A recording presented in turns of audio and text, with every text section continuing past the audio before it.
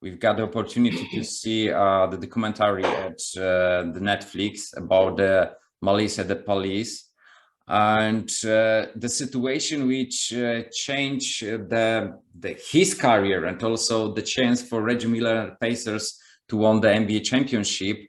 I'm just curious how, from your perspective, look this situation and the game. Well, it should have never happened, of course. It was an ugly thing. It was a terrible, terrible night. It was surreal. I mean, even now, I'm like, I cannot believe that happened. I cannot believe that actually happened. But, you know, the previous season, we should have won. We had best record in the league. We had home court advantage against the Pistons, and we lost to the Pistons in the Eastern Conference Finals. And that was our best chance to win as a Pacer team, because then the Malice happened. And the next 2 years after that, when I was a Pacer, we couldn't get together. We could not get it together. That first year was the only year we had a chance to win it. And so, you know, fast forward, the Malice and the Palace, it's the rematch of the Eastern Conference Finals. And because we lost, and because our head coach at the time, Rick Carlisle, had been a coach for the Pistons as well, he was mad. And he wanted to rub it in. He wanted to make it a statement game. The game was out of hand. We'd won. And I don't blame Rick for what happened, but I do blame Rick for allowing it to happen by leaving our starters in the game, in a game that was over. We didn't have to have Ron Artest and Jermaine O'Neal in the game at that point. If they're not in the game, if Ron is not in the game, if Ron is on the bench where he should have been in a game as a starter and had some other player, a bench player in the game, never happens.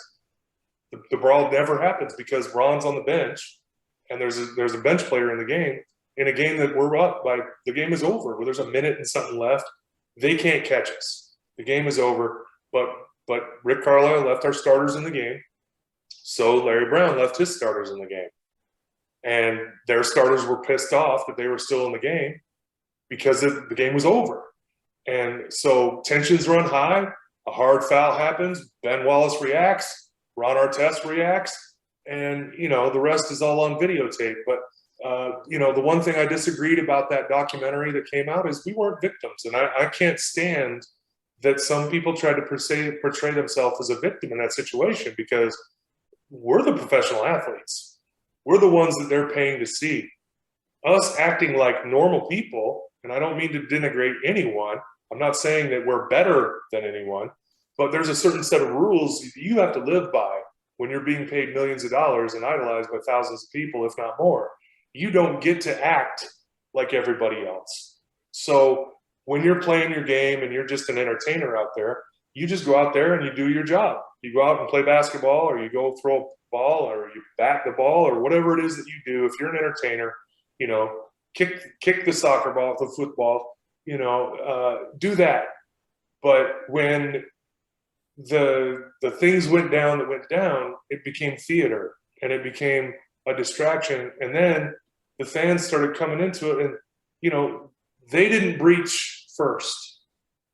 Ron breached first. Ron went. Yeah, somebody threw something. But Ron didn't know who it was, and he hit the wrong guy, and he admitted it. He admitted that he hit the wrong guy. So who really started it? Well, Ron started it because he hit Ben Wallace, and then Ben Wallace reacted. And then Ron went and laid down and then acted like he was just being innocent, which was very passive aggressive.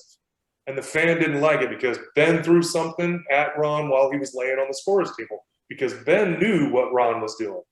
And so the fan saw his hero throw something at Ron Artest, and he thought, you know what, I'm going to throw something at Ron Artest.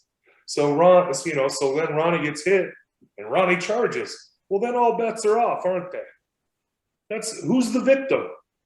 You don't get to play victim when you instigate what happened. So that was the problem I had with the documentary. I was so furious at my teammates for doing what they did.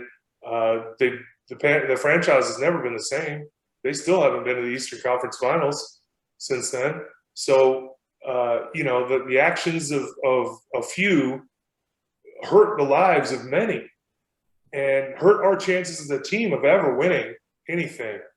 And so that's the part that I just wish that they had that thought process going through their head at the time that I saw on the documentary, which made me even more mad because where was that thought process back then? I know we were all younger and not as mature now, and we've had time to reflect. But again, when you're a professional athlete, you don't get to think like everybody else. You have to be more mature than everybody else. You have to think, I have a special job. I want to keep this special job, so I have a special set of rules I have to live by.